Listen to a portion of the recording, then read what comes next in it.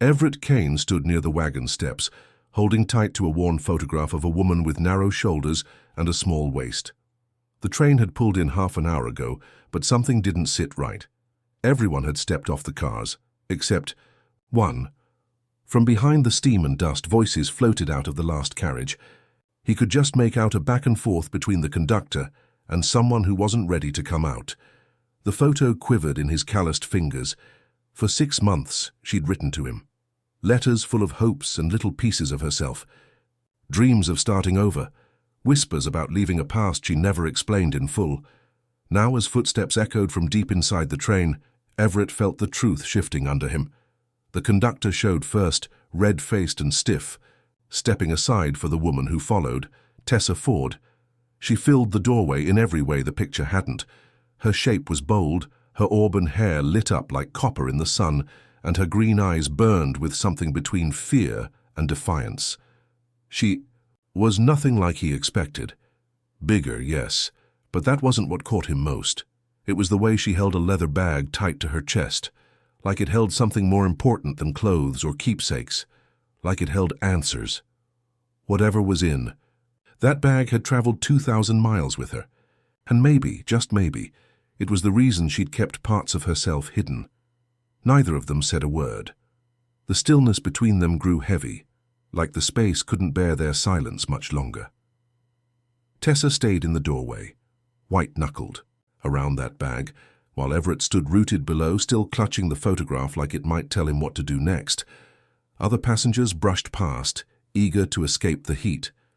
The conductor coughed and muttered something about needing to stay on schedule before vanishing into the crowd. Everett didn't move. He'd pictured this meeting 100 different ways through the long, cold months. Always the same. A slender woman stepping down into his waiting hands, maybe a soft smile between them.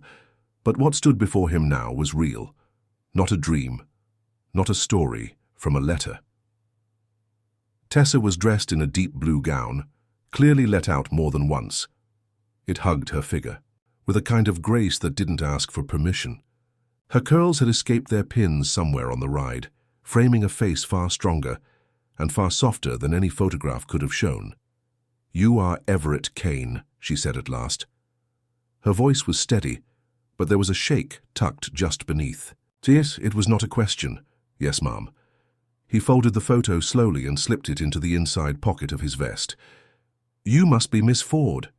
Tessa's eyes dropped to where the photo disappeared. For a moment, something in her face broke. A flash of hurt or maybe regret. "I imagine I am not what you expected." The words landed heavy, not sharp. Just true. Everett had built her up in his mind. 6 months of letters and one faded image shaping someone small, gentle, maybe a little fragile.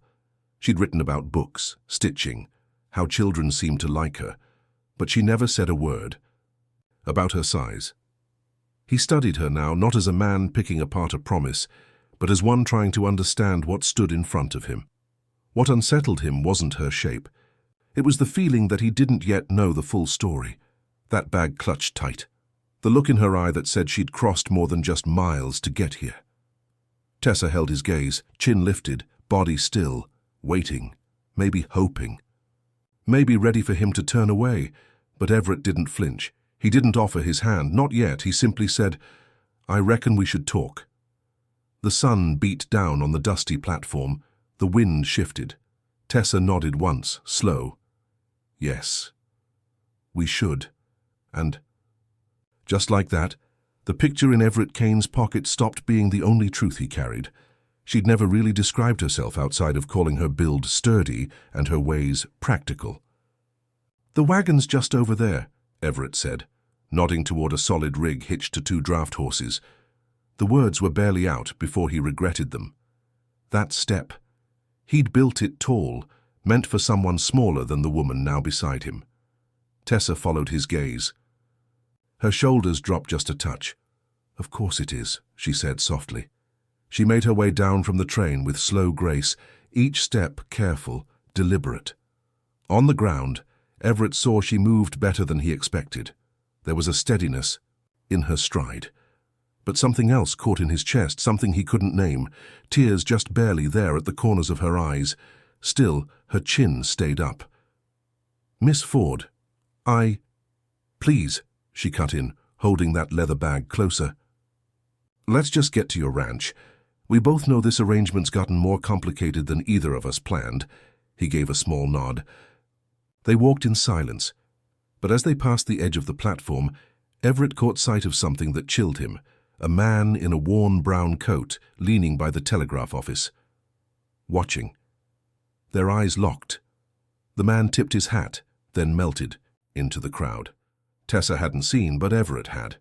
That was a face he knew from posters, the kind nailed to saloon walls and sheriff doors. The only question was whether the man had followed her or had been waiting for him. The wagon loomed in front of them, and now it looked more like an obstacle than a ride. Everett had built that step with someone else in mind, someone smaller, lighter.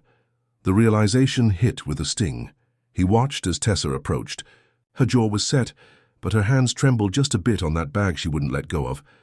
"Perhaps if I help you—" Her look stopped him short. "I've been getting by on my own a long while, Mr. Cain." She set a foot on the step, testing. The wood groaned but held. Still, it was too high. She tried again and again. Couldn't quite make it while keeping her dignity intact. After a third attempt, she stepped back, chest rising with heavy breaths. Everett moved closer, keeping his voice low. "Miss Ford, there's no shame in letting someone help." "Shame," the word snapped out bitter.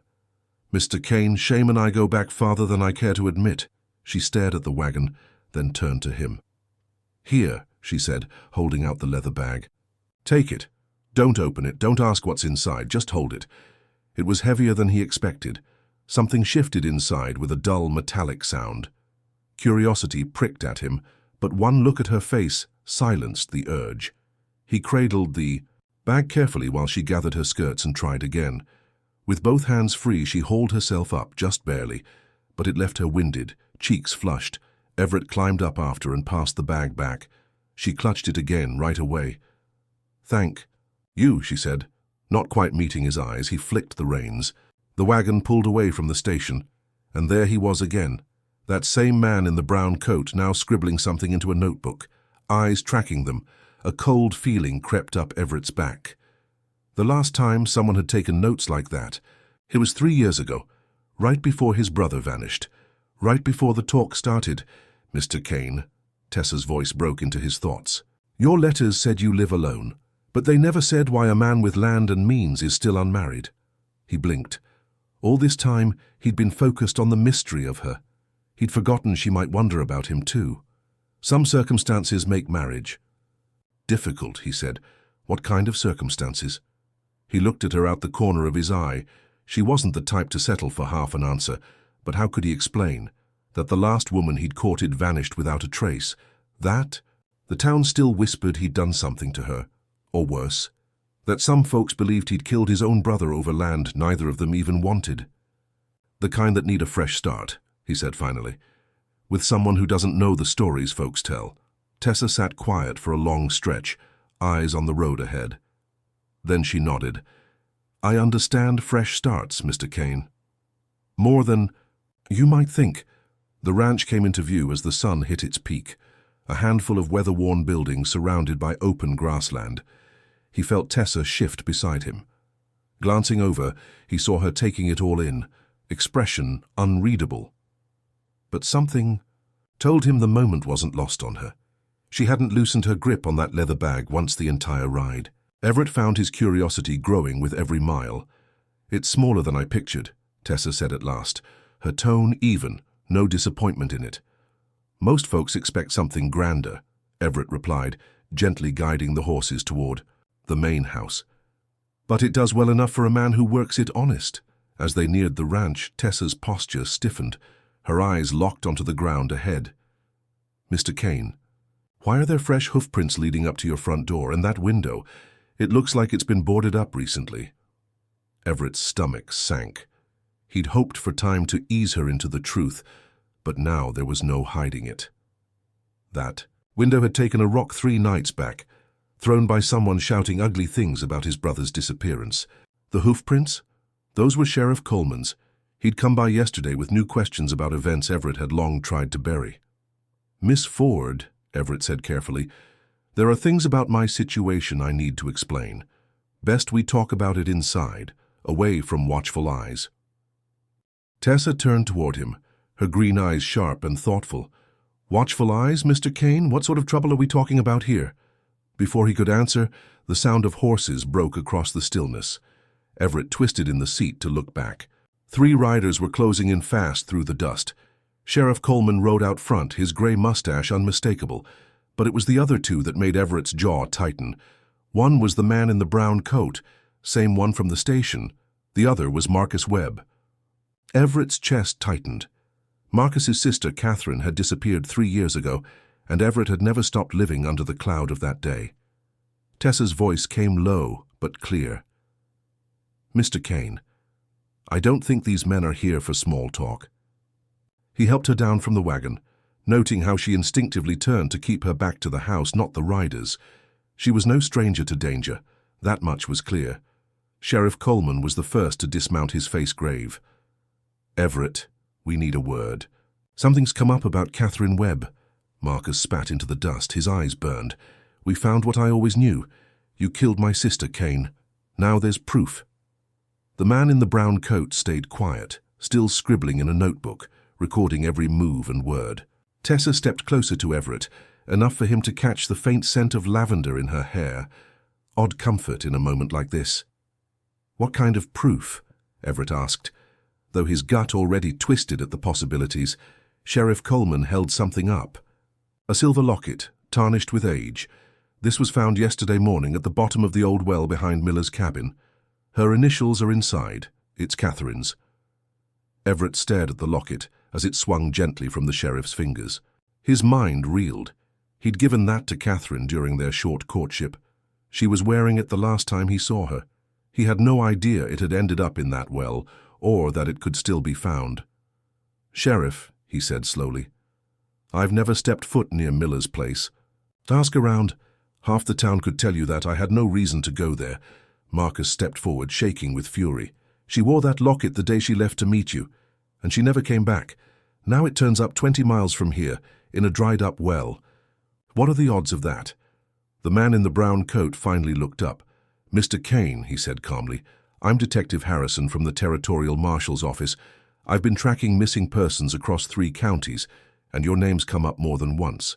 Tessa didn't step back. Instead, she moved even closer to Everett, steady and sure. He hadn't expected that. "Detective Harrison," she said, her voice composed, "what other cases are you referring to?" 3 women, the detective replied.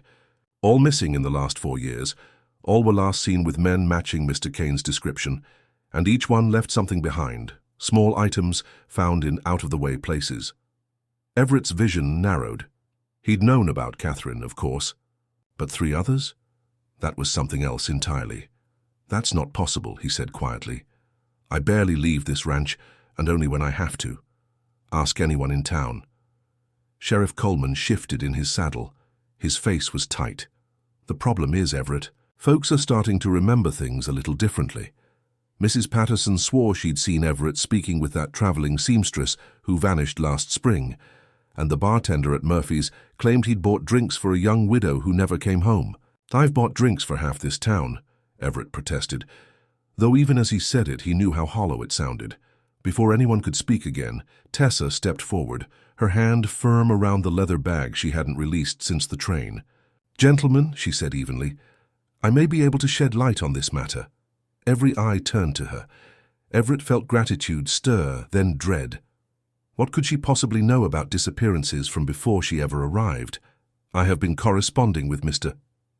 Cain for 6 months," she continued, "but I have also been investigating the vanishing of women who answered matrimonial advertisements across this territory.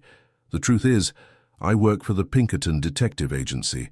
The silence that followed was like a church bell stopping mid-toll." Detective Harrison's notebook slipped from his hand. Sheriff Coleman's mouth fell open. Marcus Webb even stepped back as if struck. Everett just stared. His world tipped on its side. "Miss Ford," he whispered, "what are you saying?" "Her." Green eyes met his without wavering, hard with professional resolve. "I'm saying, Mr. Cain, that you've been under watch for months, And the evidence I've gathered points to one of two truths. Either you are one of the most dangerous men in the territory, or you are being framed by someone determined to see you ruined." The words hung in the hot air like smoke after a shot. Everett searched her face, desperate for a trace of the vulnerable woman he'd imagined stepping off that train. Instead, he saw the cold steadiness of an investigator who had been studying him like a case file. 6 months, he murmured. 6 months of letters, 6 months of lies. Her expression softened, but her grip on the bag stayed iron. "Not lies, Mr. Cain. What I wrote about my life was true. I simply kept my profession hidden." Detective.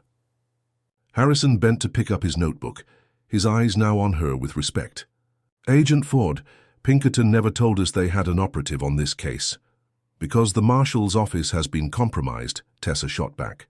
3 of the 4 disappearances happened within days of official inquiries being opened. Someone with access to law enforcement was tipping off the suspect. Sheriff Coleman flushed.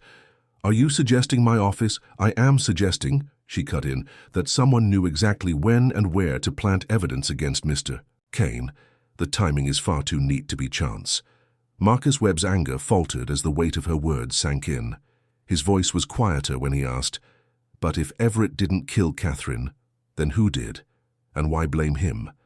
At last, Tessa opened the leather bag. From inside, she drew a folder thick with papers and photographs. "That's what I've been trying to learn. Mr. Cain, your letters contained more than affection. You spoke of your daily routines, your boundaries, your neighbors, innocent details, but the sort that could be twisted by someone determined to build a case in your name." A shiver crept down Everett's spine. "You believe someone has been pretending to be me?" "I believe," she said firmly, "someone has been laying a trail in your shadow, using your reputation as cover while carrying out crimes of their own." She handed a photograph to Detective Harrison. "This was taken by a witness 3 counties over. Look close. The man seen with the missing seamstress does resemble Mr. Cain, but his build, his height, they're wrong." Harrison studied the image. "The face could pass, but yes, shorter, heavier, not Cain." Tessa nodded. "The victims were chosen carefully. Lonely women looking for stability, women who would trust a rancher with land and a steady hand. It's a perfect disguise." Everett's thoughts tumbled. Someone hadn't just taken lives, they'd stripped him of his standing, his good name, and nearly his soul. All the sideways glances, the whispers in town, it had all been planted, piece by piece. Sheriff Coleman's voice was low when he spoke. "If that's the case, then the real killer is still at large." Tessa's face darkened. "And Sheriff, I believe he already has his next target in sight. This time he intends to leave no witnesses behind." Her eyes found Everett's then, and for the first time he saw something new, fear. Not for herself, but for what might be coming. But it wasn't fear for herself that Tessa carried now. It was fear for him. "The killer knows I'm here, Mr. Cain," she said quietly. "He knows I've been investigating, and he understands that the only way to truly destroy your name is to make sure I vanish too." Detective Harrison snapped his notebook shut, his expression hardening. "If you're right, Agent Ford, then we've been playing into his hands the entire time. Every step we've taken, he's been one step ahead." Tessa gave a nod, but the weight of it all was starting to show in the corners of her eyes. "The pattern started to make sense 3 weeks ago," she said. "That's when I got a letter that wasn't from you, Mr. Cain. Someone else had intercepted our mail. They sent a message, pretending to be you, changing the date of my arrival." Everett took a step closer.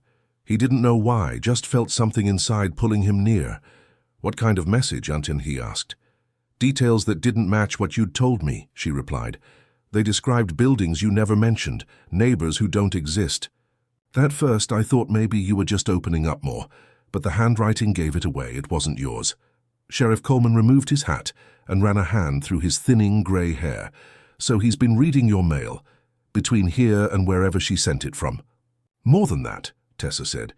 "He's been using the postal system like a spyglass, gathering information on women across the territory. Think about it. What better way to learn about isolated, vulnerable women than to monitor matrimonial letters?" Marcus Webb's face had turned pale. His voice came low, shaken. "My sister answered several ads before she wrote to Everett.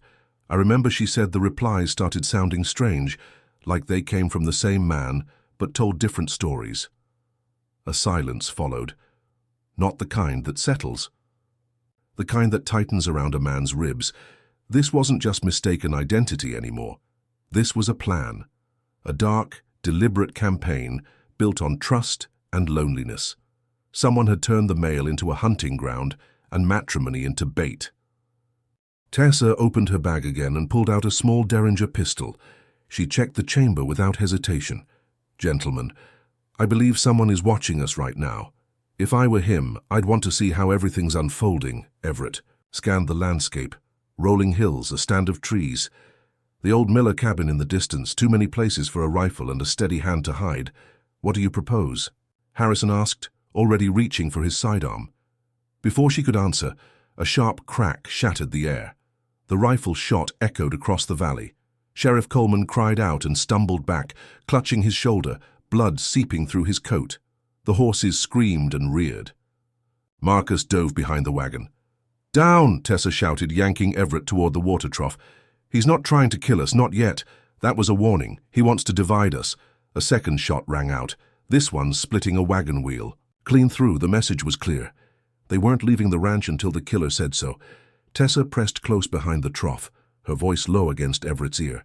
Calm, despite the chaos. "Mr. Cain, you need to trust me now. What I'm about to tell you will change everything you believe about your brother's disappearance." The words struck Everett harder than the gunfire. His mind whirled. Sheriff Coleman was groaning nearby. The air was thick with dust and panic. "My brother Thomas vanished 3 years ago," Everett said, jaw clenched. "Same night, Catherine. Disappeared. Folks said they ran off, but when she didn't come back, they blamed me." Tessa reached into her bag again, this time pulling out a folded letter. She passed it to him with steady hands. "Your brother didn't run, Mr. Cain. He was murdered. And the man who killed him has been using his name to lure women to their deaths. The ground might as well have opened beneath him." He stared at the paper. He knew that handwriting. It was Thomas's. "That's not possible," he whispered. "Thomas would be taller than me now. The witnesses described someone my height." Tessa shook her head gently. "Your brother grew ill in his final months. A wasting sickness. It left him gaunt, smaller than he once was. But his face still looked enough like yours to fool strangers." Her voice softened, even as bullets echoed in the distance. This letter was found hidden in his saddlebag. Thomas Cain had uncovered something dark. Someone was using the mail system to target vulnerable women, intercepting letters, redirecting responses, and hunting those who answered matrimonial ads. Thomas had started piecing it together alone. Another. Rifle shots split the air, cracking the wood above their heads. But Tessa didn't flinch. Her voice pressed forward with calm urgency. "Thomas narrowed it down to 3 men," she said. "All had access to the post. One was a territorial postal inspector, another a telegraph operator, and—" She stopped, eyes meeting Everett's with a sorrow he hadn't seen before. Marcus Webb. The name hit the group like a gust of desert wind, hot, dry, and heavy with dust. Marcus Webb, the man who had spent 3 years demanding answers for his sister's death, who'd led the charge to bury Everett's name in suspicion, who'd shown up today with convenient new evidence. "He's been playing both sides," Tessa continued, "murdering women while building the perfect cover story, using his sister's disappearance as a shield, grieving brother on one side, executioner on the other." From behind the wagon, Marcus's voice floated across the yard. "Calm. Cold. Very impressive, Agent Ford. Thomas was just as clever. Pity his curiosity got him killed." Everett felt fire rise in his chest. He stood tall, fists clenched. "You killed my brother," he growled. "You killed your own sister." "Catherine started asking too many questions," Marcus said flatly, "and Thomas got too close to the truth. They both had to go." Sheriff Coleman, still bleeding, shouted from the steps, "Why, Marcus? Why? Kill all those women?" Marcus's voice twisted with venom. "Because they were weak, desperate, willing to chase any man who promised them safety. They deserved what they got." Tessa checked her Derringer, eyes hard. "Mr. Cain," she said softly, "there's one more thing you should know. I didn't come just as an investigator. What I wrote in those letters about starting over, about hoping someone might see past. Appearances. Every word of that was true. Everett turned, meeting her eyes. In that moment, he didn't see a detective. He saw the woman from the train, the one who clutched that leather bag like it held her whole heart. And he believed her. He faced Marcus once more. "If it's me you want," Everett shouted, "then come take me, but let the others go." Marcus's laugh echoed over the valley, sharp as broken glass. "Oh, I intend to take you, Cain, but not before Agent Ford joins the rest of the women who learned too much." He stepped out with his rifle drawn, his face a stranger now, twisted beyond anything Everett recognized. 3 years, Marcus spat. 3 years of watching you wander in the dark while I kept working. You never saw it coming." Beside Everett, Tessa slipped something small into his hand. A second derringer, lighter than hers but deadly all the same. "When I move left," she whispered, "you go right." He can't track both. Everett stepped forward, stalling for time. "You made one mistake, Marcus," he called. "You underestimated how much folks care about the truth." Marcus scoffed. "Truth? Your brother begged for his life. So did Catherine. And you. You made the perfect fool." Detective Harrison had started moving, inching around the wagon with his Colt drawn. Sheriff Coleman, still on the ground, reached for his weapon with his good arm, but Marcus had the advantage. He could see all of them, and his rifle was ready. "The perfect fool," Everett echoed, voice steady now. "That's what you think I am? I know it. Then answer me this. Why didn't you stop Agent Ford from sending that telegram before we left town?" Marcus blinked.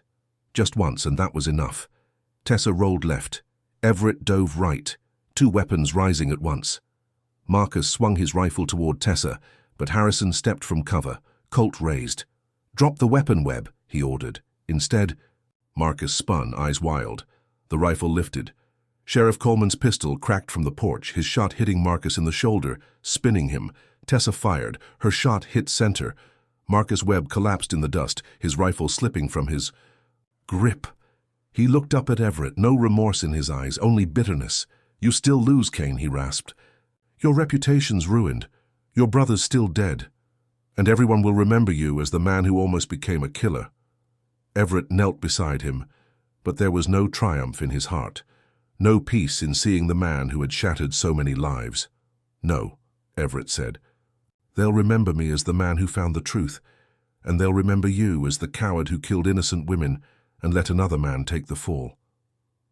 Marcus died with those words lingering in the wind.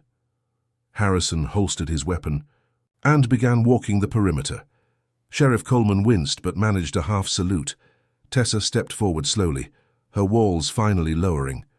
The grit and steel faded, and in their place stood a tired woman who had carried too much for too long. "It's over," she whispered. Everett looked at her fully now, past the badge, past the letters, to the woman who had risked everything, to clear his name. "Tessa," he said, "what happens next?" She gave a soft smile. This time it reached her eyes. "Now, Mr. Cain, I think we start over.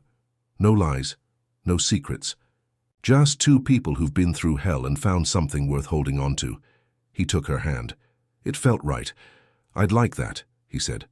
"Though I should warn you, life out here can be real quiet. After all this, you might find it a bit boring." Tessa laughed, a sound that echoed across the valley like sunlight after a storm. "Everett Cain after the life I've lived. Boring sounds perfect. If this story moved you, don't leave just yet. Click the video on your screen for another unforgettable Wild West tale, where destiny and courage collide in ways you'd never expect. And if you'd like to support more stories like this, hit subscribe and consider dropping a super chat. It helps us keep these fires burning. Thank you for riding with us.